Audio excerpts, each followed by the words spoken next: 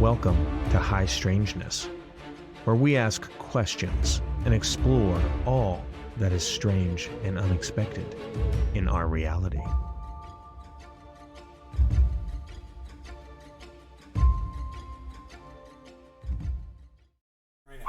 Okay. Welcome to High Strangeness. Thanks for joining, everybody. Today we are going to have a roundtable discussion, and we're going to talk about strange things. High strangeness means not just one strange thing, but all sorts of strange things that occur in our reality. And so we're going to spend some time talking about that today. Today's episode, like I said, is a roundtable where we've got 3 participants, and we're just going to tackle some topics and then talk a little bit about it. I want to take a minute and introduce my 2 guests here. These are guys I like to talk to all the time. First one is my lifelong friend and really my best friend. And we've done and experienced many things together through our life. Currently, he is a partially retired person who works with those young adult with disabilities and is a job coach for them. He's also a husband with 5 grown boys, and also a fellow East Coast person like myself who now lives on the West Coast of the United States. And his name is Bill Kearney. The second person on the call is my son, one of the funniest and fun guys that I know.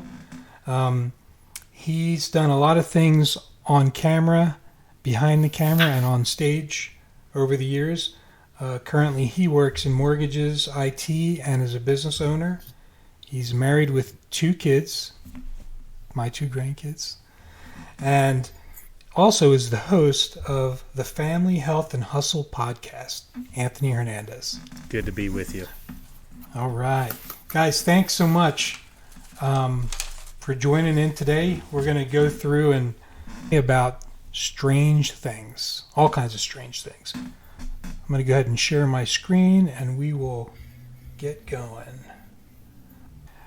All right, so let's go ahead and start talking. The first thing, we're each, for the people watching, we're each going to tackle a few topics, and then we'll kind of just share a little bit about what we know and just why we think it's strange. This first one here is missing 411. And so, guys, the interesting thing about this, if you don't know anything about it, is this is an organization that follows and does some research on people that go missing throughout the country. And the weird thing is it's people that go missing in places like our national forests. The guy who runs the program 411 is David Paulides. And the interesting thing is that in national parks, which really is like 640 million acres of federal land that our national parks and services oversee, there is like 1,600 people that have gone missing, just disappeared without a trace. And so it doesn't make sense why that is, but what's even stranger is there isn't a really good database that they keep nationally to track these things. It's almost like they're kind of hiding it. Some of the other things that are weird about it is the few times when somebody goes missing and they are found, they usually don't have any memory of what happened to them during that period of time. And if they do have a memory, it's something really weird and bizarre, almost like they can't really recall in clarity what it is. There are other times when, if they do find the body later, it's usually in an area that's already been researched and looked through, and there's been tons of people going through to find and search for that person, and then they get through everything, and then it's found right in a spot that many people have gone through and searched. A lot of times their dress and the condition of their belongings is in a weird state. One weird circumstance that I heard about was there was a family that was going together, and that they were kind of hiking and walking around, and the one, I think it was the father or the grandfather, had walked ahead just maybe 15 or 20 yards, walked behind a tree, and then he disappeared. They couldn't find him. They had a search going on for a few weeks, and they just couldn't find him at all. I want to take a second and just share a little bit about these guys here. I mean, these are some weird ones. I have this first guy to the left from Wyoming, Grand Teton National Park. He's a bartender, a snowboard instructor, and had spent a lot of time out in the wild. And he went out one afternoon and disappeared. Nobody ever saw him again. And it's just kind of weird. This guy in the middle is from New Jersey, Wharton State Park. And he went out there to set up stuff to go hunting, and was putting a platform on a tree, and never called home. And when they found him, it was strange. They found his vehicle off the side of the road where they thought he was going to go. Keys were in the car. His dog was in the car. His phone was in the car. Everything. He was just gone. And then they never found him. And then this last guy was from Idaho, Sawtooth Forest, National Forest. And he was also going out just to take a hike. And they never found him. They found his vehicle in an area where you park, but he was gone. And there's stuff like this going on all the time. And this guy, Paul Paulides, was that his name? Sorry. It was David Paulides. He has a show called Missing 411 that people can watch online. And he goes through just cases and cases of this where people go missing.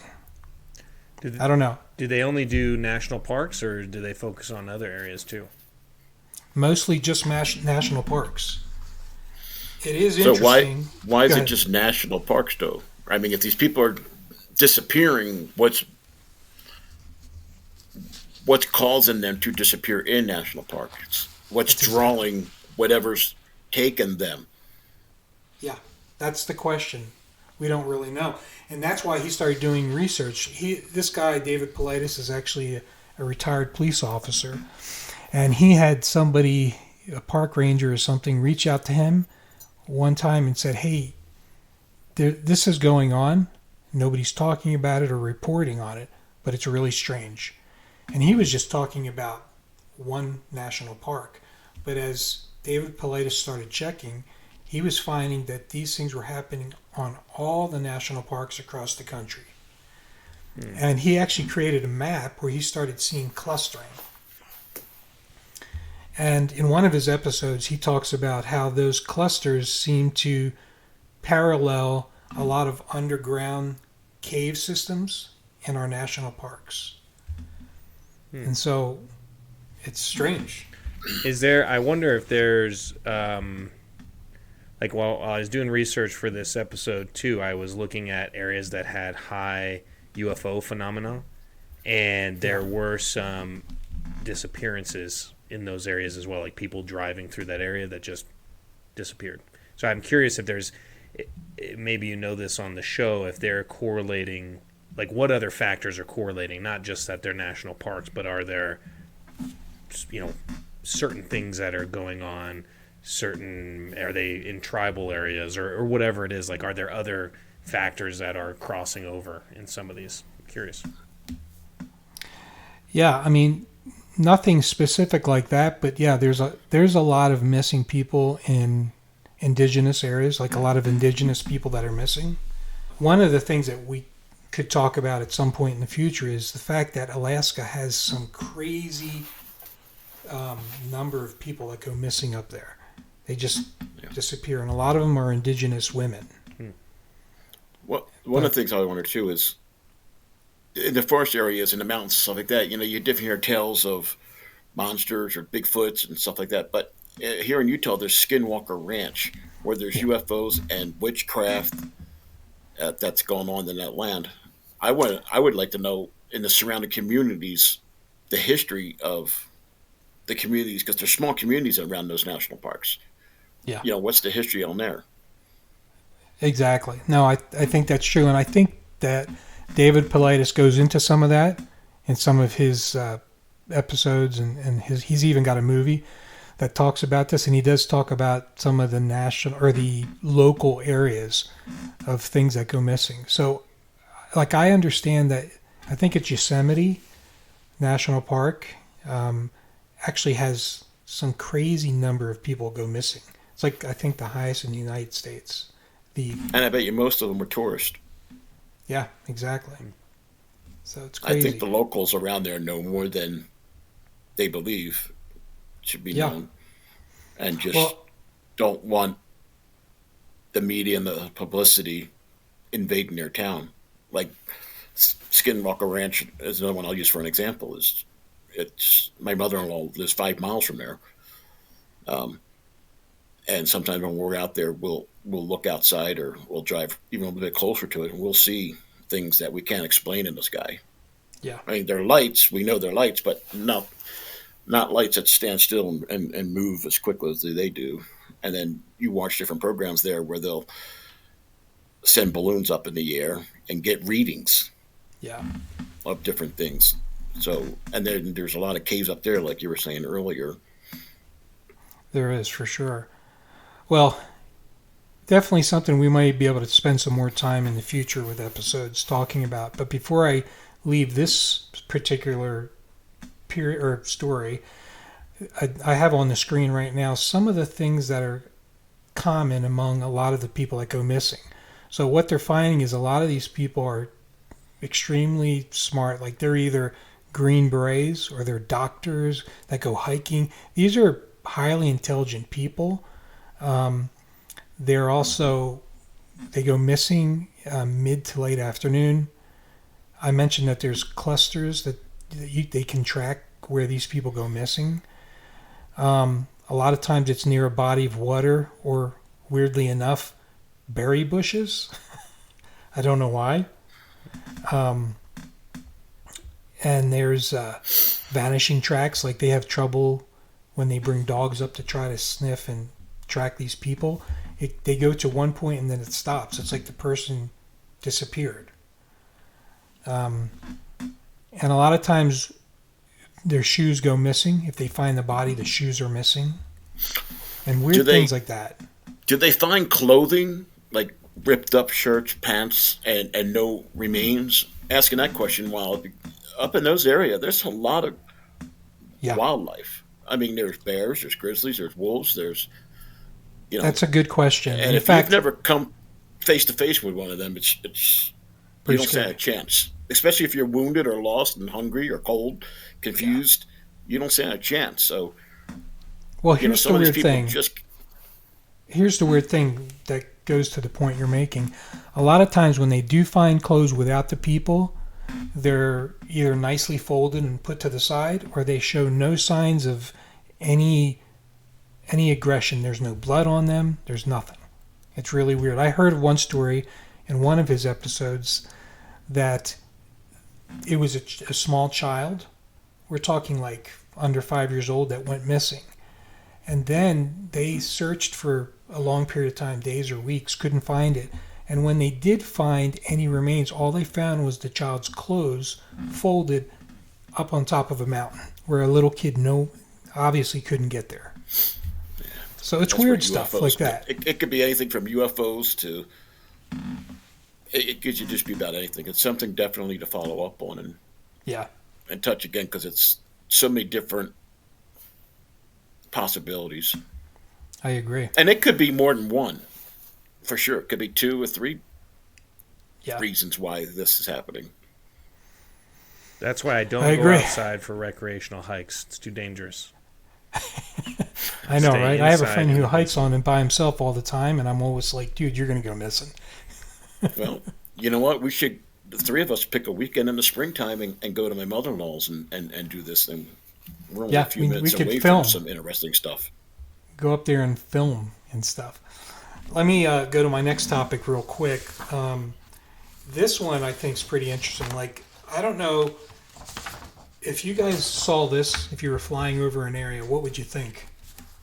Like, you would think, what in the world is that? Yeah. This is literally what it looks like. Something with chemicals, I would think. It's a bubblegum pink lake. Okay. This lake is actually it's in Australia, and it's in a kind of like a border of the coast island, a little island. You actually can't get there without flying in or going by boat. But it's natural. It's not anything chemical. It's not anything that anybody's done to it. It's natural. And so, aside from it being difficult to get to, one of the things I thought of is, hey, can you swim in this? Or is it toxic, right? And so one of the neat things that when they did get out there to do some sampling is that they found that it's actually not toxic. It's super high in salt. It's a very salty lake. And so you could go there. I mean, other than it being really high in salt, it actually wouldn't make you sick to get in that water. What's the lake I'm going to called? move on. This lake is called, glad you asked that question, Lake Hillier in Australia. Lake Hillier.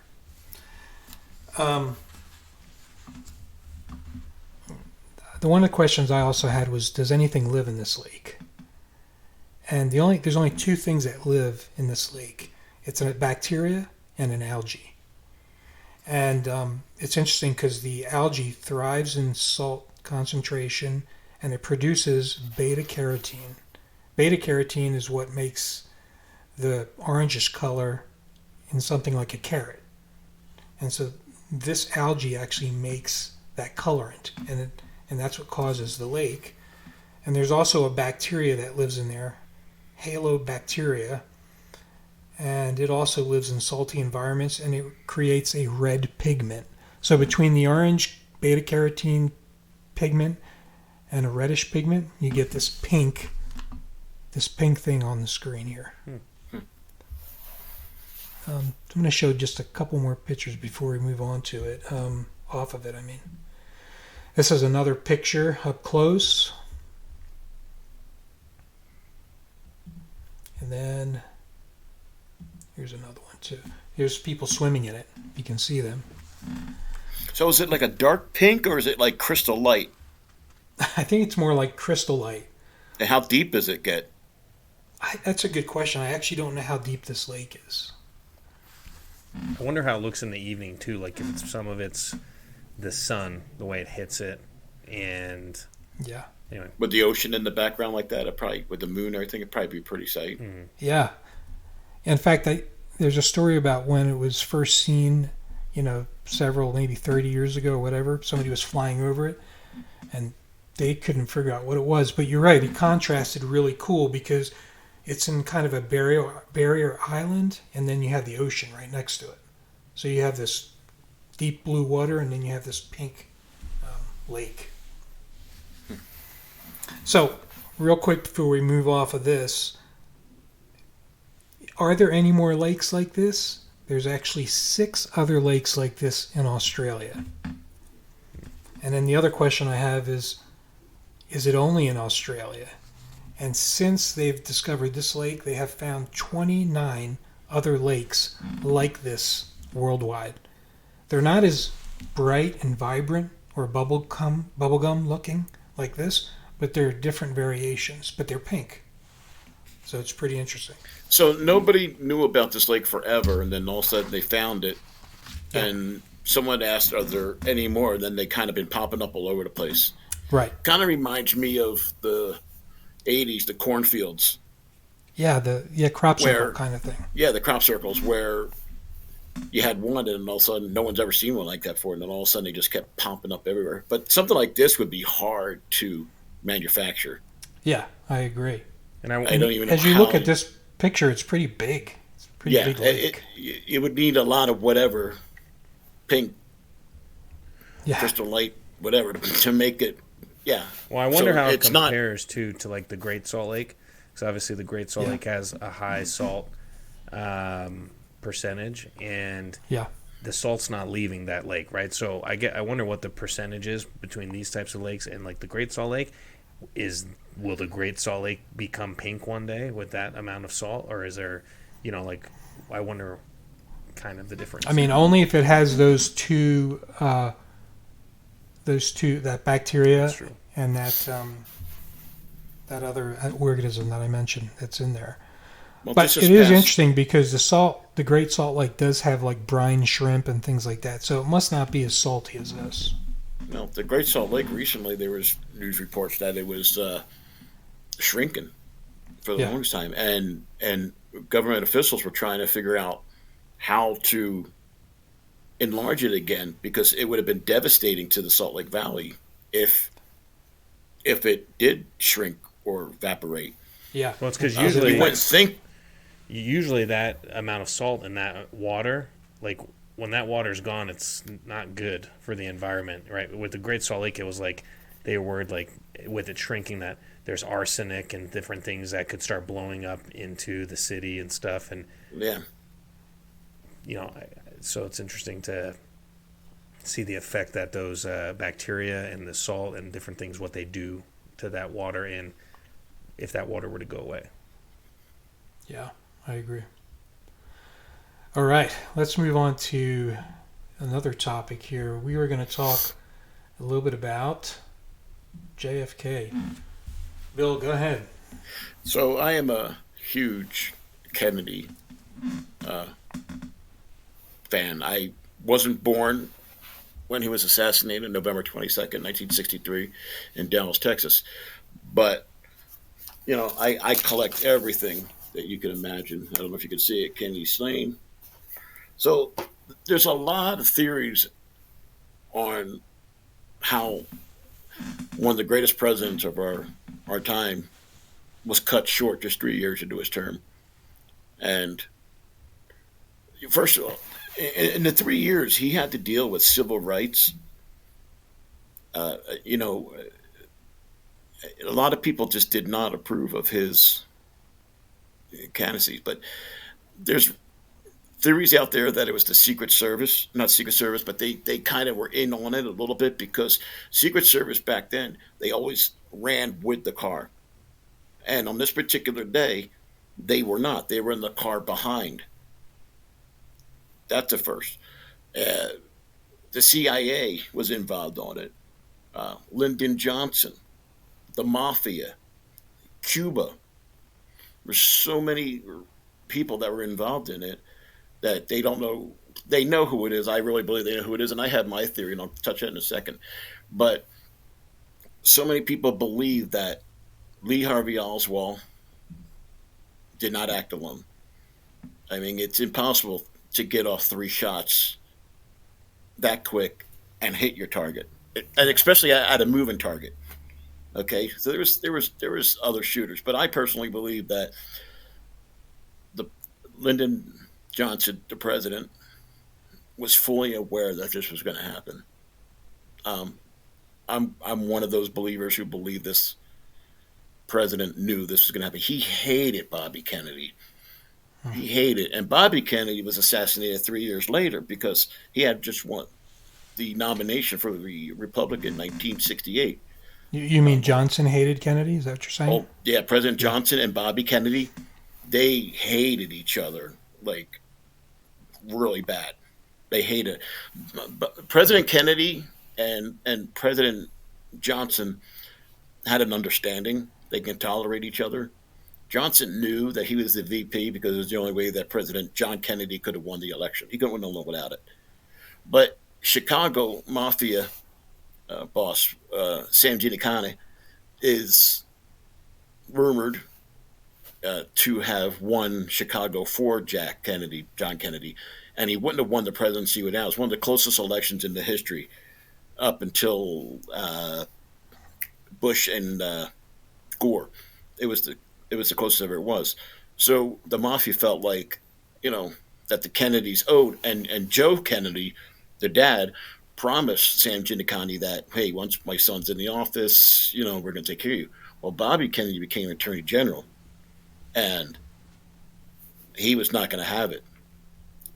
Bobby pissed off a lot of people. Yeah. Bobby Kennedy pissed off a lot of people. So I think my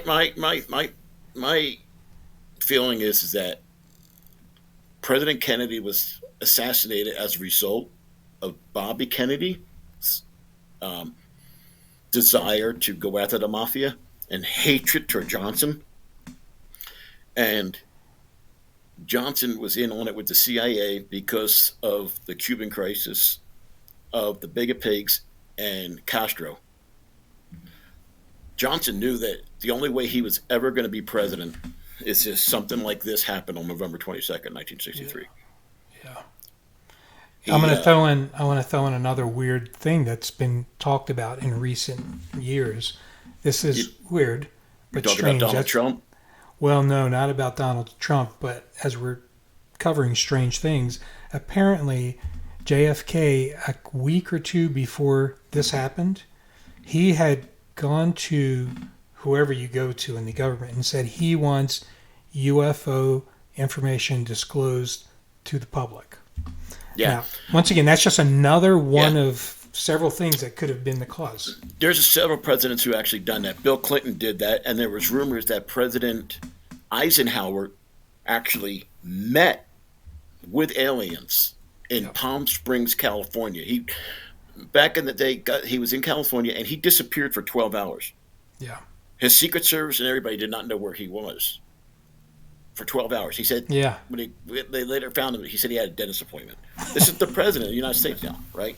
Well, anyway, so back to Kennedy. So Donald Trump, when he was running for office in 2016, he vowed that, because he was one of these Kennedy,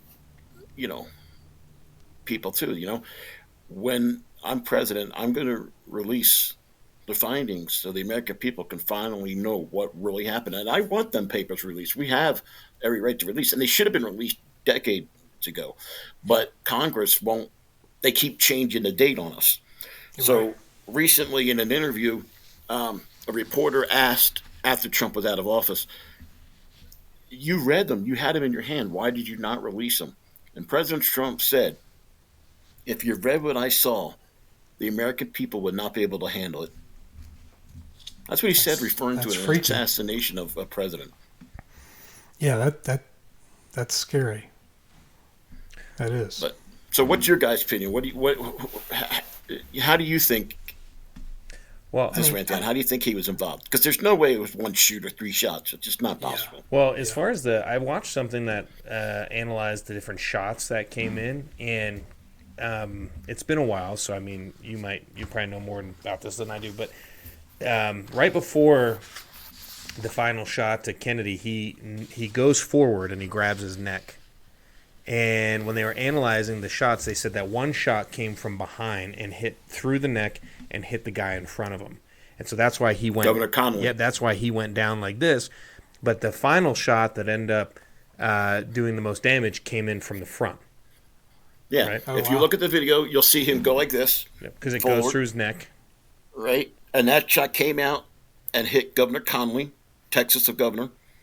And then you see him go forward, and then you see him go back. So showing a bullet that you can shoot forward and make a U-turn. Yeah. The interesting, too, apparently he was still alive when they got him to, was it the hospital or wherever they rushed him in? And technically he was still alive. He was obviously... mortally wounded at that point. He couldn't speak or anything. He was just on his last breaths. But I didn't know that either. That he was essentially they basically were like, we don't know what to do. Like, a chunk of his skull was found in the car. Well, his wife. Jeez. So in the hospital, his wife came up to the doctor and handed him a piece of the brain. Was like protecting it. Is the story that I've heard, and that's incredible. Yeah. I mean, horrific. I think about what would have been if this man was never assassinated. He would have won re-election. And so here's what I say. There would have been, Johnson would never have been president, right? So there would have been no Vietnam. Right. Kennedy was against Vietnam. Wouldn't have been no Vietnam. Who knows? Well, that right there is another thing. And then here's the other thing. I told you in the beginning it was the closest election in the history, except for Gore and Bush. What was that? Whenever it was 2000, right?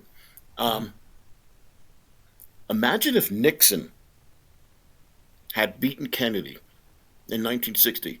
And the only reason why I say that is, what was the biggest thing that happened during that presidency, besides the civil rights? The Cuban Missile Crisis. Yeah. If Nixon had won, what's to say there wouldn't have been nuclear war, because he would not have had the guts that Kennedy had to stand up to the Russians, to the Soviets. Possible. It's just funny how history can change. Crazy, Bill. I think it's a. This is good enough for a full episode at some point in the future, for sure. Well, yeah, the curse of the Kennedys. Yeah, that'll be fun to talk about that. There's something else that might tie into this. There's an interesting book out there called The Creature from Jekyll Island. And I don't know if you've heard about it, but it's pretty dry. It's very long. It's like a 20-some hour audiobook. But it talks about how some of the world's biggest financiers are also involved in every major event. Things like assassinations to wars. Talk about some of these people that are coming in and financing in World War II. Basically the Germans and the U.S. at the same time, like American-based financial companies and these bigwigs that are pulling the strings for all these events. And I don't know if that directly relates to Kennedy, but I know it does to Vietnam.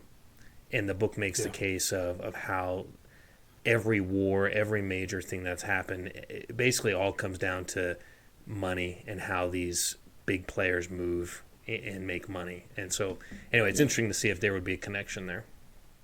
Yeah. It makes sense. I mean, every country has its president or prime minister or a king or whatnot, but what's to say there's not a committee of 6 or 7 individuals that oversee everything and have a tremendous amount of influence on people they shouldn't have an influence on. Well, if you think about it, most of the world's wealth goes through a handful of institutions. And so it would make sense that,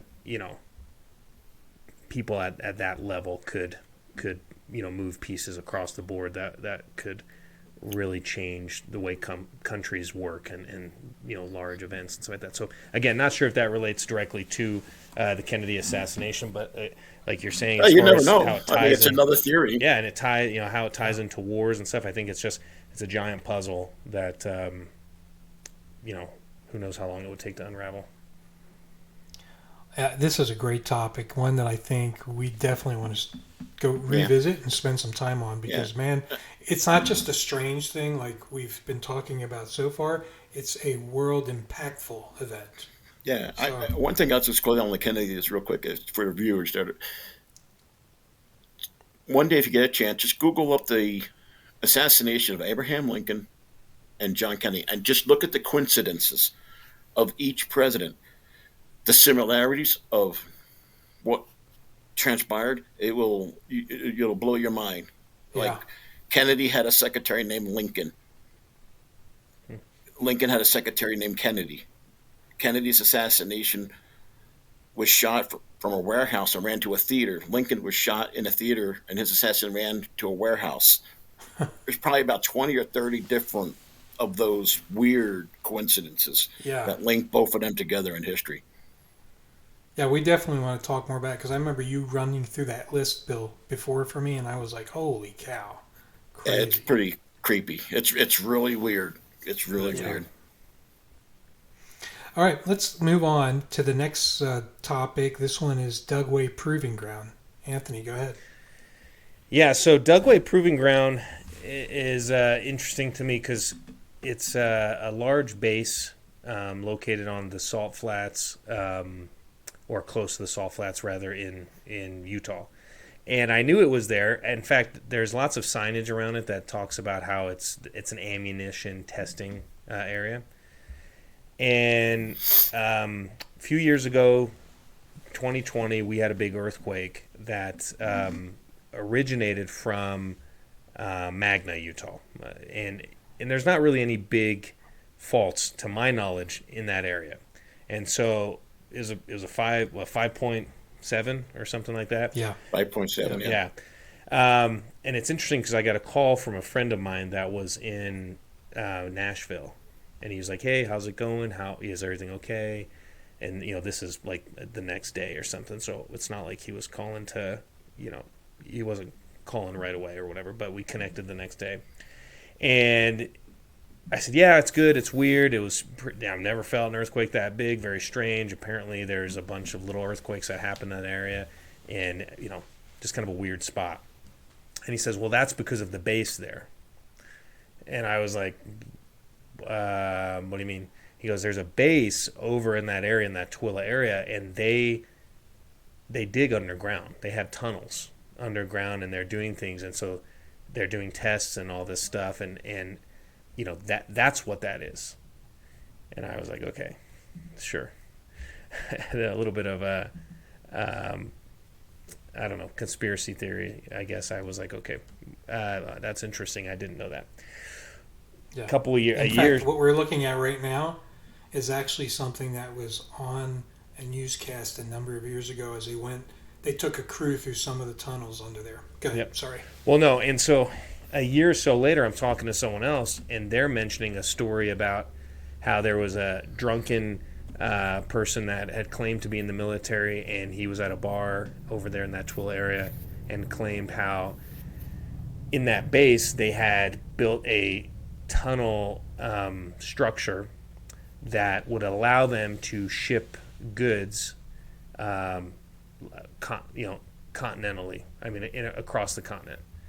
And that they had water systems under there and all this stuff. And this is someone that's totally different telling me the story. And I said, "Oh, that's interesting," because someone else told me something similar, but just a little bit different. Fast forward to recently, I'm watching something on Area 51, and I think it's Bob Lazar. They're interviewing him and asking about Area 51. And obviously everyone's known about Area 51 for a long time. That's kind of the mecca of where they believe UFO technology is being stored. And Bob Lazar says, "Oh yeah, Area 51, that's old news. In fact, that's an old base. There's old technology there." He says, "If you want to know where the new stuff is, that's out of a base in Utah called Dugway Proving Ground, known as Area 52. And I was like, "What?" And then he mentions in his interview that there's like 15 square miles of underground tunneling. And the base is massive. The base is 1,250 square miles big. It's 800,000 acres, I believe. The military, there's been reporting that military personnel, that there's been some military people there that will talk about how they're developing technology to take ET home, whatever that means. Yeah. What's really interesting that I didn't know is there's a group of people that will monitor and go out there and try to get a peek at the base. And they have witnessed aircraft that will disappear over the base. Even American aircraft, jets and things like that, that will be there flying and then 1 minute be gone. And they liken it to like the technology you would see in the Predator movies, like the camouflage, the cloaking technology. And they believe that this base is experimenting with highly advanced technology, some of which is human-made, and then to their claim, some of which is not human-made. There's claims that they've seen flying saucers and crafts that are not, typical aircraft structures and architecture, or not architecture, I guess, engineering. So anyway, so some of this stuff's become unraveling. They've even said that there's some reporting that in the base years ago they were working on weaponizing mosquitoes. So they're high-level chemical weapons and technology research there. There's images, infrared images, and night images of them testing lasers, high-powered lasers in that area. Anyway, it's just incredible. And that was where I had mentioned that there was someone that was reported that was driving close to that base, and they just disappeared. Never to be heard from, never got a call home. Yeah. Nothing. And so anyway, so just really weird stuff happening. The base is massive. It's top secret. There's footage out there of people approaching the fence and Apache helicopters come out of nowhere and come right up to them and are just a few feet off the ground trying to deter people from spending time in that area. And I don't know, there's something there. And Yeah. the argument is that when we discovered Area 51, that the government, the U.S. government, said, okay, perfect. Like we'll let them focus on that area, and we'll just move everything to a different area. And when you're testing highly advanced weapons and technology, of course you would want to keep the public as far away as possible from those sites and keep it as secret as possible. And although this huge portion of land is marked off as ammunition testing, drone footage, like there's no craters, there's no evidence, visual evidence that weapons are actually being tested there. In fact, there's only a number of buildings that are kind of scattered around that would indicate that there is an underground structure. So anyway, I thought that was extremely fascinating, that here in our own backyard there might be something, really massive being worked on. Yeah. Hey, Anthony, how do you expand this view again? I can't remember. Hold command and then plus. Okay. Yeah, I'm sorry, Bill, go ahead. I was going to say, I was putting two fingers up because I knew he was going 52. There's actually a place, what are those mountains called opposite of Wasatch? I don't know. On Tooele side. The one right there on the Tooele side, you mean? Yeah, what are they called? I forgot. Jeez, I can't remember now either. Like, whatever it is. Ochre But anyway, Mountains or something? Ochre Mountains, yeah. Yeah. There's a place where you could drive, and I was up there. I've been up there like maybe 25 years ago, maybe 30. And there's a place where you can drive up there and look down and see the valley of Tooele. And then on the horizon, if you had like binoculars or something like that, you can see Dugway, Area 52. But it's a weird place to have secrets because in 51, you have to get in your car and you have to drive. Yeah. You're not even going to get close, right? It's pretty isolated. With the one in Tooele, Utah 52, it's not so isolated. I mean, there's a main road, Highway 80, right outside there. You got Tooele, you got Stockton, you got towns surrounding the area. So, but here's the thing: nothing above ground is going to be a secret. So it makes sense that everything would be underground. I will say this though, and I think Anthony mentioned the square mileage of the base, because it goes from that point all the way to Nevada's border. So I think a lot of it happens in other places, but as you can see this sign up here, this is a type of sign you see all along the border where it's saying. So I've been to that fence too. Years ago, I was out there four-wheeling, and I came across that fence, and I was like, "What the heck's this?" Yeah. Well, I'll tell you what. Your dad and I, back in the days when we were growing up in our 20s or even teenagers, early 20s, we saw a sign like that. We keep going. Well, we would want to see, but now I'd be like, I'm out of here. Well, the scary part is, like I said, there's lots of footage of like people getting close and vehicles coming up very quickly, intercepting them. Soldiers with rifles getting out and really, getting in big trouble, getting close to it. I was surprised to see. I was researching a little bit and again saw some cell phone footage of people that were close to that border, if not trying to get over it, and then an Apache helicopter comes out and is within 40 feet of them. I know back in the day they used to do a lot of testing of missiles and chemicals and stuff like that there. Someone would be really good to get his opinion on this would be Chris. Yeah. See kind of what his opinion is. He may or may not be able to enlighten us with some information, but I'm sure he's heard a thing or two. Maybe heard some. Be interested in that. Yeah. That would be interesting. And I was going to say too, to the point of the size, it's the size of that base, the square mileage is bigger than Rhode Island. Slightly bigger than Rhode Island. Oh wow, yeah, because it's massive. All the way. Yeah. Well, you were saying all the way to Nevada, and Tooele, Nevada is like 90 miles. Right. So. Yeah, it's out crazy. there. It looks. It's easy to disappear out there. Yeah, exactly. Well, and that was the other point of some of the videos and these people that go out there and monitor. As they say, when you go, if you want to go deep out in that area, I mean, you're gonna, if you have a flat tire or something, like if you're not prepared, do not go out there because of how far you will be from people, and there's no cell phone coverage out there or service, things like that. You got salt flats out there too, so there's a lot of, you never know what goes on over there too. I mean, I'm sure that's wide open. There's a lot of testing that goes on out there. Yeah. I don't remember. I have to look it up or something. I got to ask the person that I was with at the time, but I remember a period where in the early 90s, we heard a lot of booms, like boom, and the house would shake, the glass, you know. This is before you were born. And it was from Tooele.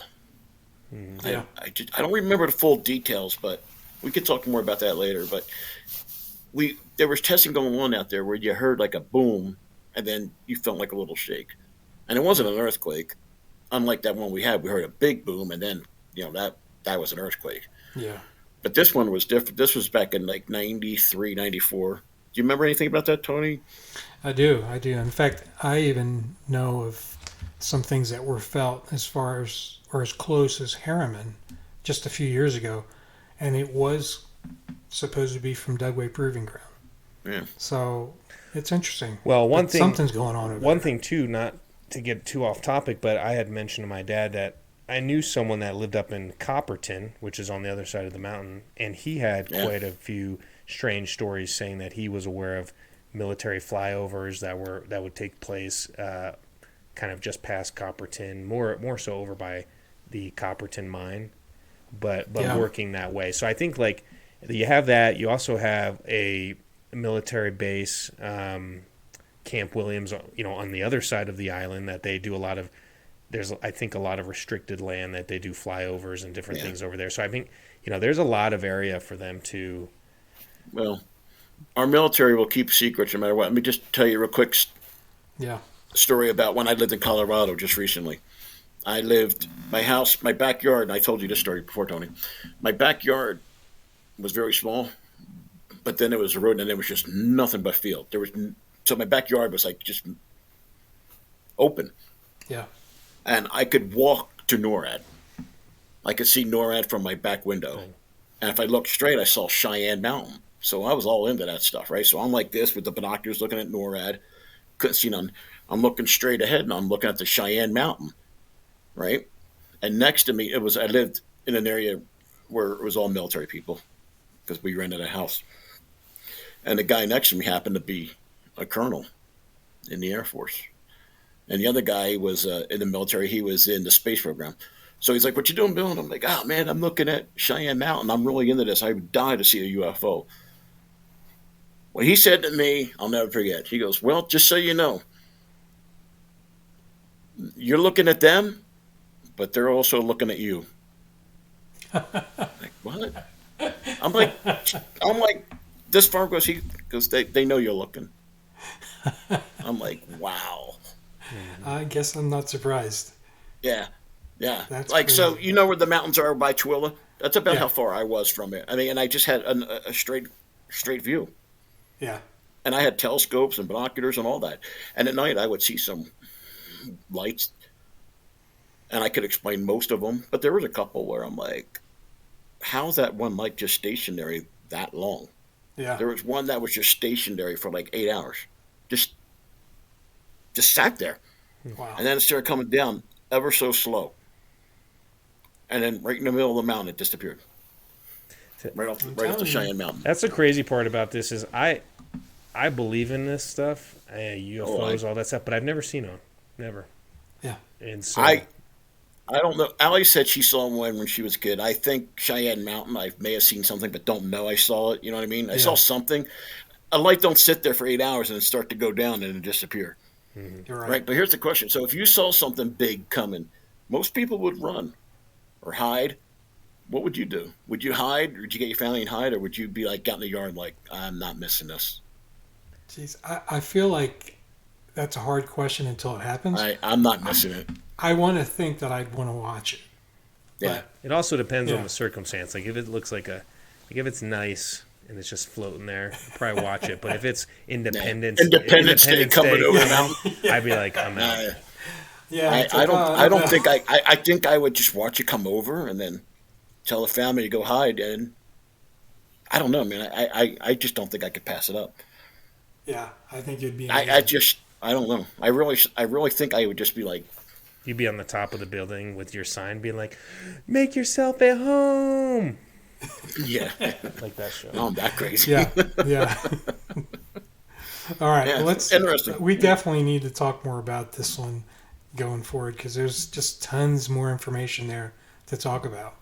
Let me, The UFO one, like I said, man, we could literally talk down the road, and on a spring or summer weekend, we can go to my trailer in Tabiona, yeah, do a cast from out there, and billions of stars. And then yeah, from Tabby, I'm about 20 miles from from Skinwalker Ranch. Skinwalker That's Ranch. crazy. Yeah, we should do. My Maybe we will mother-in-law's do one. my mother-in-law's I'm 5 miles from Skinwalker Ranch, Yeah, so we could I would totally do love to something go out there, yeah, and check that stuff out. yeah. We might need to schedule Well, we something could to do totally do a something. weekend at my trailer, dude, and believe me, you'll see things at night. We'll get one of I mean, those I've seen this. powerful green lasers and just shoot it onto the mountain in front and see if Yeah. anything funky Well, happens. out there, it is so clear and stars that you literally can see certain planets. You could see the space shuttle. You could see things. You see things Oh, yeah. moving. You Yeah. see things moving. And if you know where to look, you know what they are.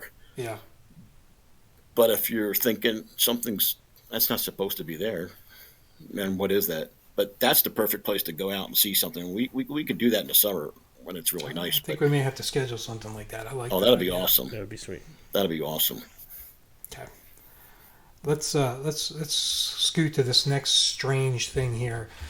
This one is called the Coral Castle. It's in Homestead, Florida, down by Miami, Florida.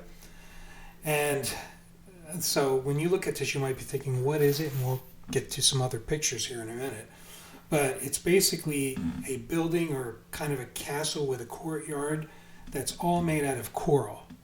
And actually, it's tons and tons of coral. It was made originally in 1940, and it was partially made somewhere else and then moved to this location. And so all of this is interesting, but that's not really the strange part, right? Like you see this, you might think, whoa, that's pretty neat. The real interesting part about this is the person who's responsible for making this was a 5 foot tall, 100-pound man who did not have any machinery, did not have any help at all in making any of this stuff. He did it all by himself. And I'll just tell you real quick a little bit about him. His name was Edward Leeds Gallinen. He was born in Latvia in August 10th, 1987. And when Ed was 26 years old, he was in love and became engaged to this young woman. She was actually 16 at the time. And he would call her his sweet 16. He was happy. They were engaged for a period of time. And then the day before they were to get married, she broke it off. She broke off the engagement, and his heart was broken. He came to the United States and just kind of was secluded and left by himself, and he, little by little, picked this hobby up because he wanted to build this thing basically to show his love for his long-lost sweetheart. So it's called the Coral Castle. And one of the other neat things about it is when he was building this thing, he would actually do tours. And he, at the time, it was 60s, the 1960s or 50s. He would charge 40 cents or 50 cents for people to come through, and that's what he did. And so he kept all his money. He just worked there, and he was somebody who didn't have any vehicles. He rode a bicycle everywhere. This is actually a picture of him here. A real little guy. And other stories that are interesting about this is people would come and they knew that they never saw anybody building these things. They never saw any heavy machinery. And sometimes they would come to that courtyard and they'd see these big massive things, and the next day they'd come and they'd see they were moved completely somewhere else. And they were trying to see if this guy was doing it. But there was never anybody who ever saw anything that he did. At one point, somebody did interview him and asked him, how was he able to do this without any assistance or help? And here's the interesting thing. He said to them that he had learned the secrets of how the Egyptians made the pyramids. And so that's how he was able to move these multi-ton blocks and pieces of coral around the yard without any help. There is one story where there was a block being brought in on a truck from somebody, and the guy said, do you have a bathroom I can use or something? And he said, sure, go over there. And he says, how are we going to get this off the truck? And he said, don't worry about it. And when the guy came back from the bathroom, this multi-ton block was off the truck and on the ground, and he was the only one there. So it is interesting, and there's a lot of interesting stories around that. Just to wrap it up with him, though, this is a place that you can tour and you can go see right now if you were down there. And so in 1951, this is how his life ended. He just wasn't feeling well, so he took the bus into Miami to go to the hospital to just get himself checked out. And he just said he wasn't feeling well, got to the hospital, was there for 3 days, and passed away. And that was it.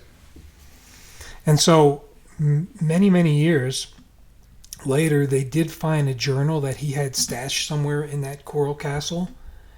And it didn't talk too much about how he built it, but there were some things that people couldn't figure out what he was talking about.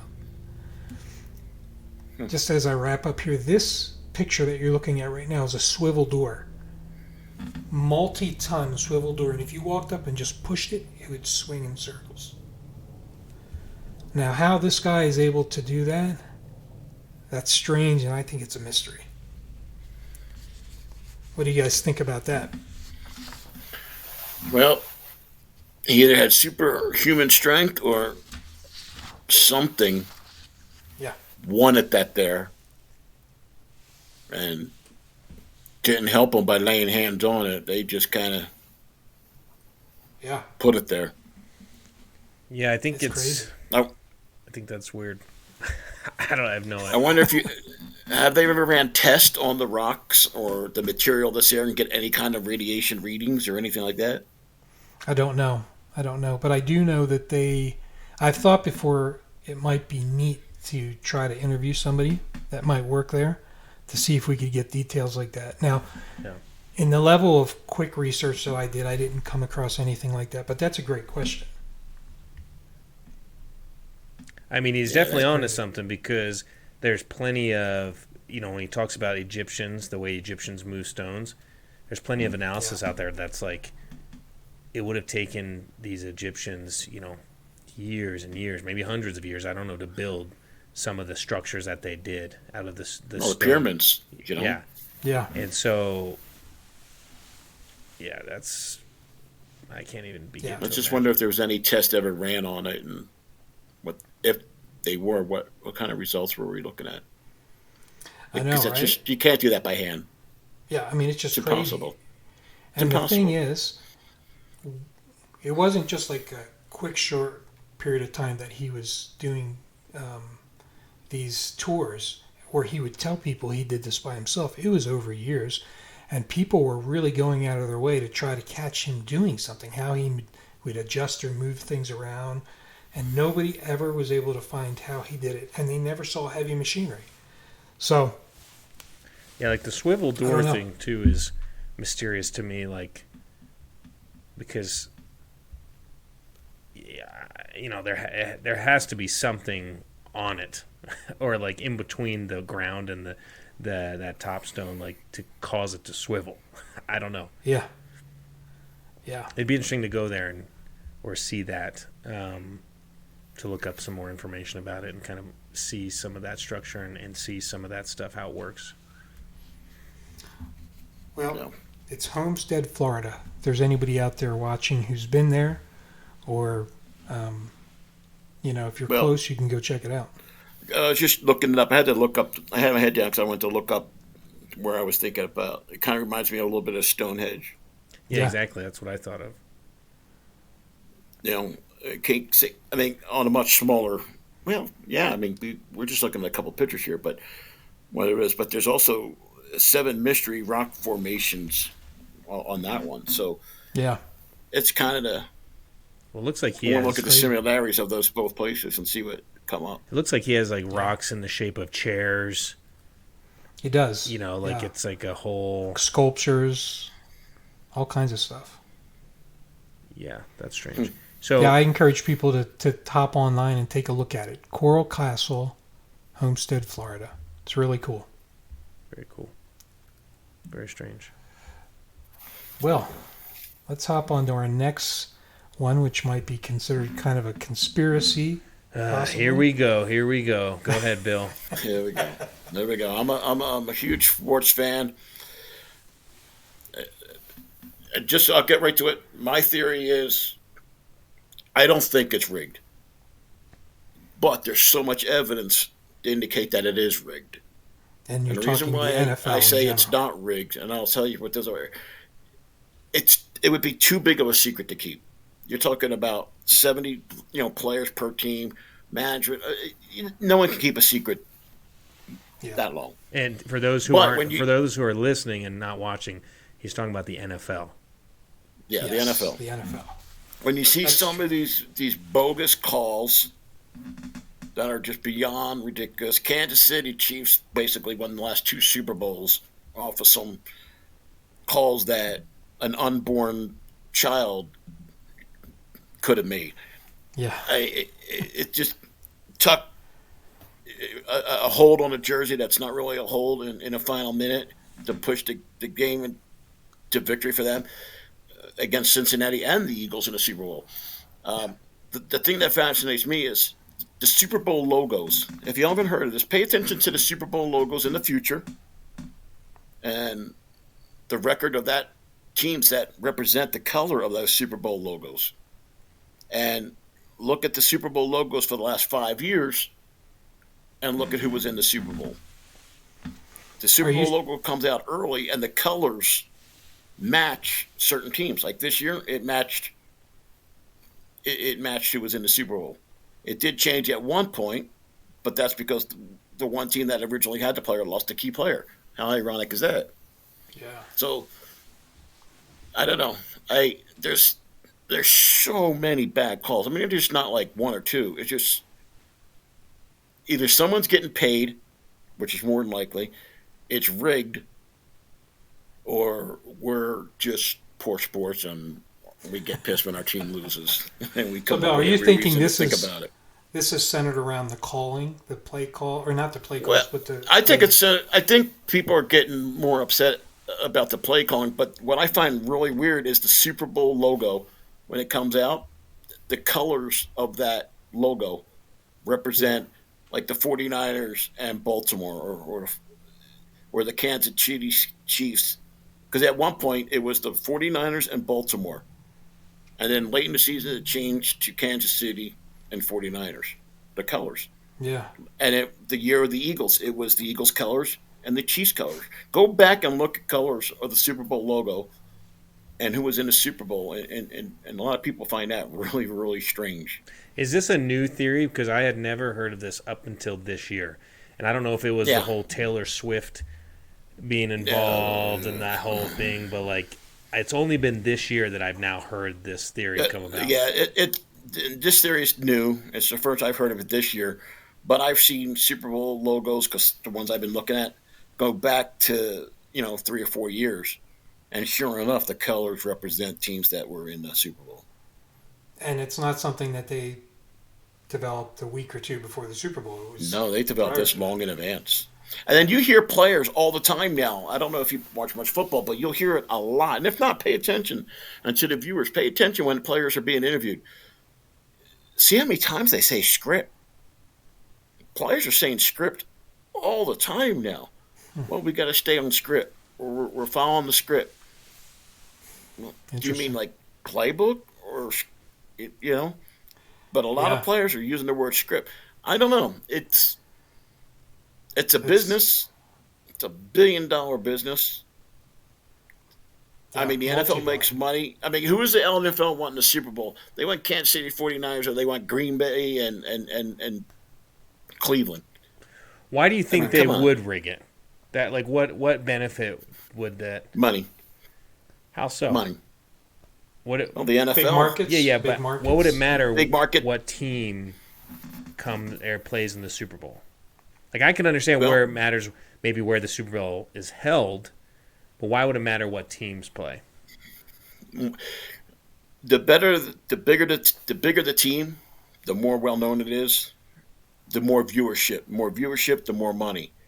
Yeah. Are you going to run out and buy a Cleveland Browns jersey, or would you go out and buy a Kansas City Chiefs or a 49ers jersey with a Super Bowl logo on it? All right. I'd only buy an Eagles jersey, Bill, if you know that. Well, and me too. But it's all about money. It's all about ratings. The more ratings, the more money. Yeah. I would say the only thing that throws against that maybe is the fact that the Cowboys are awful. They're America's team, and they just keep getting knocked out. That's true. They choke. I think it was proven a couple of years ago that the NBA games were rigged. It was proven, and referees went to jail it was proven that some of them went to jail for making bad calls for being paid. See, that I could see happening. Yeah, refs. Yeah. Refs. Yeah. Being. But if your refs are being paid and they're calling the game one way or another, they're controlling the outcome, then it's rigged. Yeah.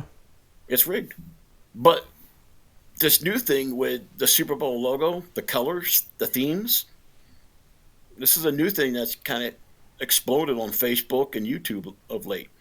And if you just go back the last couple of years, you'll see how crazy, man. It changes based upon the success of a team late in the season. Yeah. I don't think it's rigged. And the only reason why I don't think it's rigged, even though there's so many reasons to say it is, it's just too big of a secret to keep. Yeah. If it was just like 4 or 5 guys, Yeah. Yeah. I was just saying, I think like the best secret is between 3 guys, and 2 of them are dead, Mm-hmm. It's like, that's the best secret kept. But it just, you're talking about thousands and thousands and thousands of people involved in it. Someone's going to talk. Yeah. No, I agree. I think it's still a fun thing to think about. So I appreciate you bringing that up as a topic today. When the Eagles lost the Super Bowl, it was rigged. I agree with that. It's like how The Simpsons keeps predicting certain things. Is that like they predict things years and years in advance? Is it coincidence? Is there someone doing some juju on their team? In the production team? I don't know. Same thing with the NFL. Yeah. But you think about it, the NFL's all about money. Here we go. Oh, they want money. Yeah. It's about money. I think you're right. I mean, seriously, like if you're not an avid football fan, would you watch? If Cleveland gets in at 8-8 or 8-9, and they're playing, Detroit. Are you going to watch it? Right. I might tune in to watch a little bit of it, right? But if you got the interest is different for sure. But if you got the Eagles and the Eagles and 49ers are in the NFC Championship game. The higher the ratings, the more money, and you're talking millions and millions and millions of dollars, man. Yeah. You're not talking about like just $1 million or $2 million. You're talking about hundreds and hundreds of millions of dollars. It's a $1 billion industry. It's crazy. Yeah, I don't know. Well, let's hop to this next strange symbol that we're seeing on the screen right now. I've seen it before. Don't know really too much about it. Anthony, why don't you? Yes, so this one's really strange to me. And I think this might even tie in with your coral castle a little bit. Because this is called the lotus flower. This is what it was called in Egypt, the lotus flower. Or rather, it's called the lotus flower, and it was called the flower of life. And essentially what it is, what caught my attention on this, is that it's considered sacred geometry.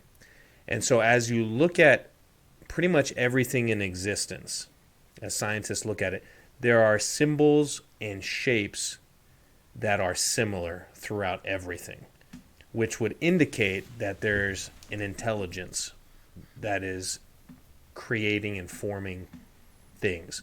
Everything from the galaxies, when you look at galaxies, they have certain shapes. When you look at human bodies, they have certain shapes. When you look at just anything, it all can apparently. I'm not a geometry professional, I guess, but apparently all of everything in existence can pretty much be related back to this sacred geometry.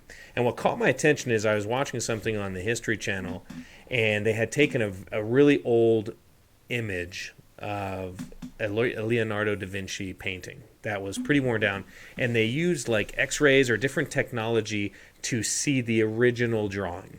And they were blown away because the one that we could see with the naked eye was great. It was beautiful. But when they were able to take these different devices and analyze the image, they were able to see just so much detail in this image that no one had ever seen before or hadn't for years and years and years. And one of the things in there, again, looking at this image, it was a scene of the three wise men visiting Jesus.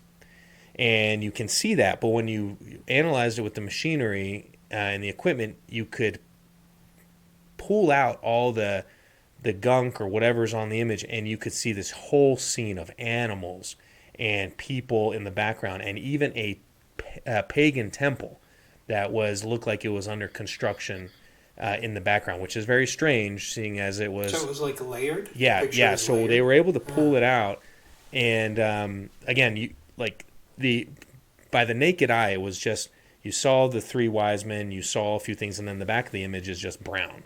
But when they looked at it, it was a whole scene of flowers, animals, multiple people and faces and different things that they were able to pull out from this image.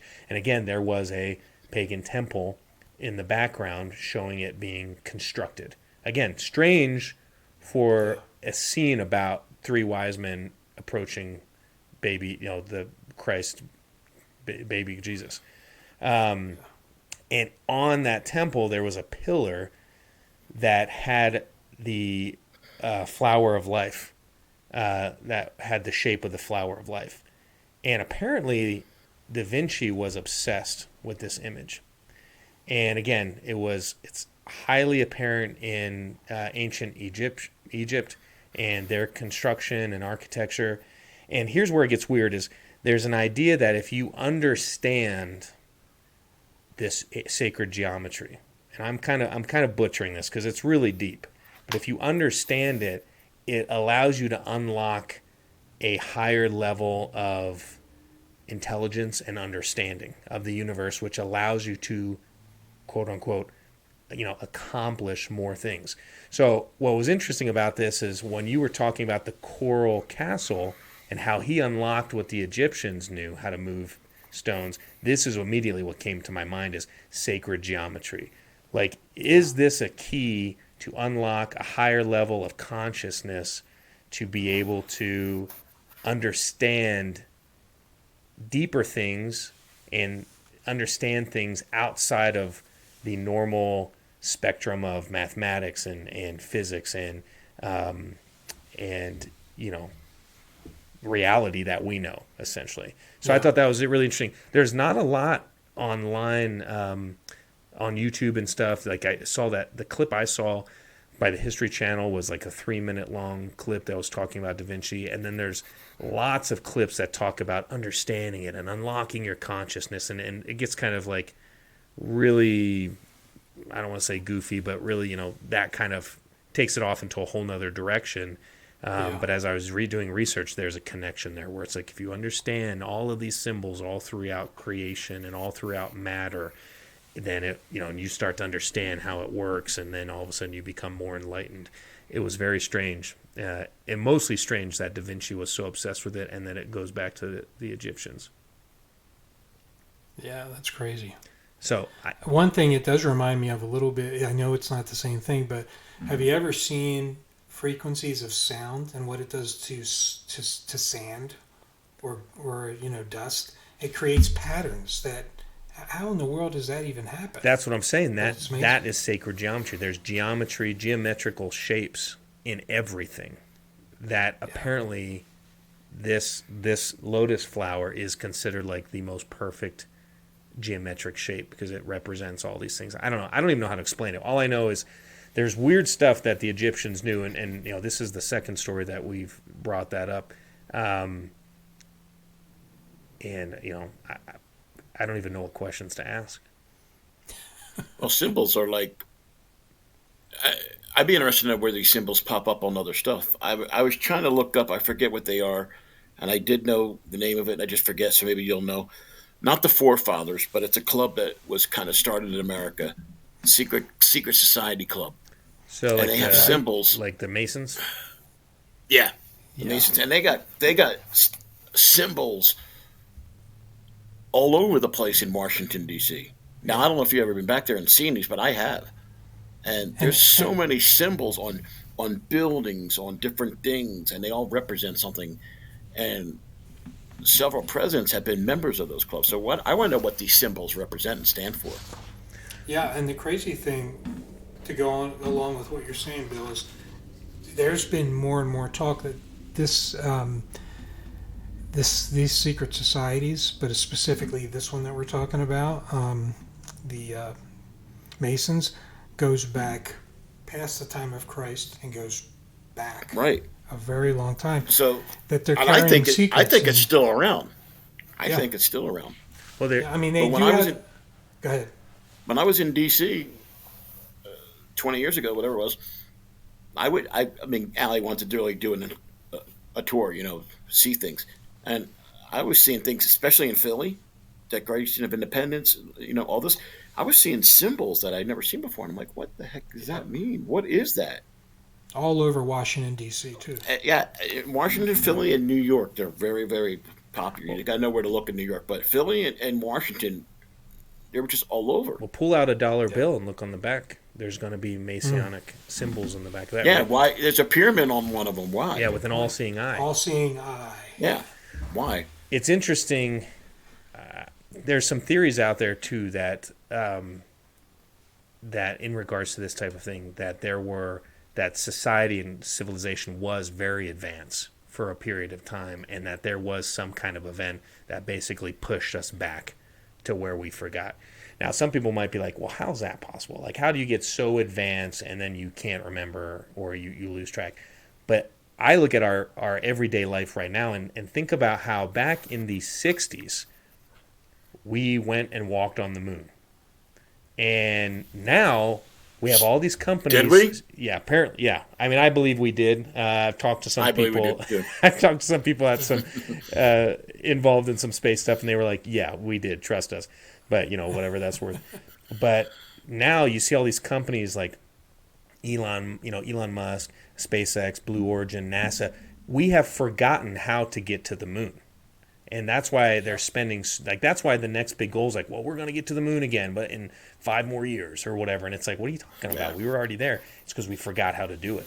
And so is it really that hard to believe that with cultures and society being so segmented and separated for years that there could have been some high advanced technologies and understanding, maybe not as we know it now with steel and microprocessors and all this stuff, but maybe there was some other advanced understanding of technology that was just forgotten.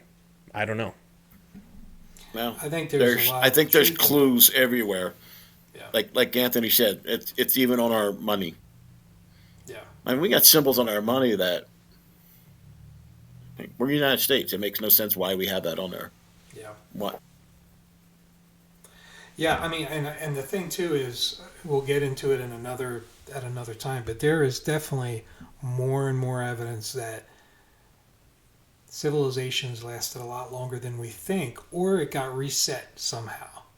And there are different cycles of that have gone on through the history of this planet. So we may run across stuff that's buried or whatever that actually could be more advanced than what we do today. So, yeah, that's theories, that's things like that. But it is interesting. It's fun to think about. It'll be something worth talking about in future episodes. For sure. I mean, that's a really interesting topic for me too. So yeah, let me hop on. We're getting to the end here, but I just want to talk about this last topic real quick. Another area of strangeness. Now, when you look at this, the first thing you think of is, what in the world is that? Now, it's a big. This Igloo. is an Igloo hotel that was built in the middle of nowhere in Alaska. And, most people don't even know that it's there. But the crazy thing about it is they built it, I think it was 1960 or 70. I think it was 1970s. And they built this thing, but they never actually were able to use it. It was, I think the biggest problem they had was it was an issue with electricity, but they weren't ever able to get it up to code, so they never were able to open it up. Now, this is a picture inside the structure, so it never was completely done. The outside shell was done, and then the inside was kind of left like this, which I think is pretty interesting. Let me figure out where some of my notes here are. But let me go to another picture real quick here. This is more like what it's like in recent years, because unfortunately people have gone on and they've done a lot of vandalism and kind of beat the structure up. There's been a number of owners over the years, but each of them had the same problem. They were not able to get it up to code, and they own it, but never really were able to do anything. And it looks like it's a party spot for people, unfortunately, that come and kind of tear this kind of a structure up. Let's see here. This is where it is, kind of in the middle of nowhere here. Now, just an update on it real quick though. As of June 2023, someone has actually leased that building and plans on building something there. This is the Shirley and her husband Schmidt is their last name.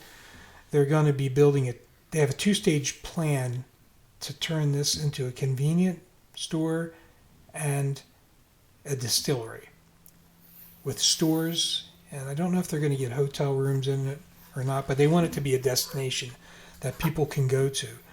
And so I'm going to just read real quick here what she put in a news article a couple months back. Once again, this is Shirley Schmidt, and she says, we're going to start with this distillery and there to get it up and running and manufacturing throughout the winter.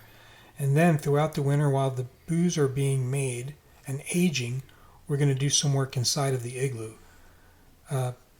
Then potentially we'd like to get everything from the convenience, or they're going to actually have a convenience store right across the parking lot.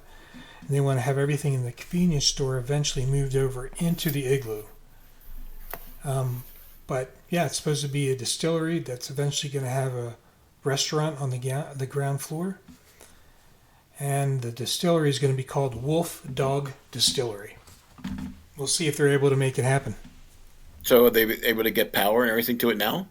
Apparently so. I hope they get plumbing, too. I hope. I wouldn't want to stay there. Yeah. I think it's cool seeing these structures. You know, it's fascinating to understand or to try to comprehend, like, how many people are out there creating things. Like, even as I'm driving through Arizona this last weekend, just through this 2-lane road out in the middle of nowhere, and I'm like, someone had to come out here, and, like, this was a big process to build this road. People had to come out here, find out where we're going to build it, and then come out here and actually work on this road and build this. And so I have the same thoughts when I see buildings like that, where I'm like, okay, I don't know what they were thinking. That's super weird. But how many of those types of places are around the world where someone, you know, had an idea and went and was able to orchestrate it and put it together. And some of those places are, right around the corner, and some of those places are on like mountaintops and like crazy places where you're like what? Like I don't understand why they did that. So anyway, so when I see that building, that's kind of the same thought I think is, who knows how many people were involved in that and what that dream was originally, because it's weird, and how and even everyone who was involved in it since then, how that kind of was passed from person to person and evolved, and the people that have been in there and seen it. And anyway, I find that fascinating. Yeah, I think it is. Well, as we wrap up here, once again, this is just a sampling of all the different things, anything strange and weird that we hope to talk about in the life cycle of this podcast show. But before we wrap up, Anthony, do you want to tell us where we can find the project you've been working on, your podcast show? Yeah, definitely. So again, the podcast is called Family, Health, and Hustle. You can find us on Apple Podcasts, Spotify, Google Podcast, Amazon, Audible, any of the major podcasting platforms, or you can just find us on Instagram at Family, Health, and Hustle, and we have all of our links there as well. Also have a website, familyhealthandhustle.com. So any of those options, you can find me and find links to the show and come and check out what we're doing there. It's nothing strange related. That's what I love about being on this show is I get to talk about all these cool things that I don't otherwise get to dive into. But that show's more about everyday hustling and grinding and just trying to balance some of the most important things in life and pursuing goals and dreams. So you can find me there. That's awesome. Any projects coming up for you other than building that community? Nope, that's the main one we're focusing on right now. I usually release an episode every Wednesday, and been pretty consistent doing that. So that's the goal, is to do at least one a week, and then hopefully one day rev that up to two a week. Right now the show consists of some solo episodes where it's more like an audible, or rather an audio journal for me, and then other shows I'm able to get some guests on and share their stories. So definitely trying to build a community to learn from experiences. So, you have any big guests coming up soon? Anybody that? No, not right now. We had a great string of guests, and we're just kind of out there. We're still a young podcast, so we're just out there dipping our fingers into the water, our toes, I guess, and trying to see who's interested. So we've reached out to some people and getting some yeses, getting some maybes, getting some "who the heck are you" kind of responses. So. At this point, nothing huge on the horizon with guests, but hopefully that'll change pretty soon. That's great. And for you, Bill, anything new going on, or do you have any interesting charities or anything that you're focusing on or thinking these days that you want to share with any of the audience? Well, just if you've never been to Utah, you might Google it, and it's one of the most beautiful places to live in the country, I believe. I think my reality of moving in the middle of the Uinta mountain area, particularly Duchesne County, is becoming more realistic now. 18 months now. Pushed it back just a little bit because of my son's hockey. He plays AAA hockey, and he'll be getting drafted into the junior league here soon. But yeah, I'm looking to still build that home on 5 to 10 acres of land so I can see UFOs. Yeah. But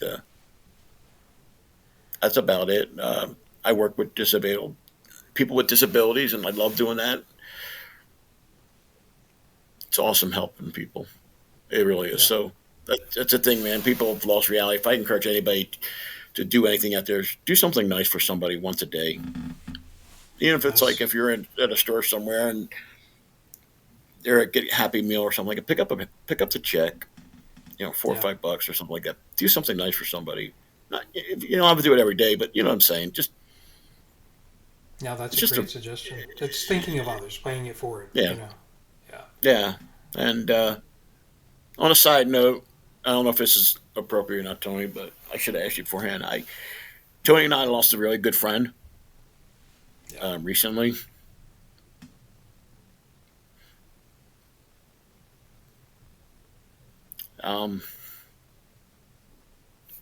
still kind of hurts. Yeah. That's saying you don't know how long you got in this world. So make it count, man. Yeah. Amen. Make it count. Don't be like, I wish I did this, I wish I did that. I've had the opportunity to where I don't have to say that with this person. But we've known this guy since we were kids. Just, you never know, people. Just make it count, man. The world's crazy right now. Yeah. We all just do our part. We can make our section of the world better. Let's not worry about the whole world. Let's make our world better that we live in. I appreciate that. Thanks. Guys, thanks so much for joining in this. My goal and hope is that we can continue to do some of these every now and then, just various topics, various things of interest that I think will be beneficial and just purely entertaining to those who will listen to our show here. I once again thank you for participating, and I encourage folks to come back and check us out every week. And I just want to end by saying, remember, there's a lot of strangeness out there. Keep your eyes, ears, and your minds open, and stay safe. Have a good one. See ya. Thank you for listening to High Strangeness. This was a glance at some of the strange that exists in our reality.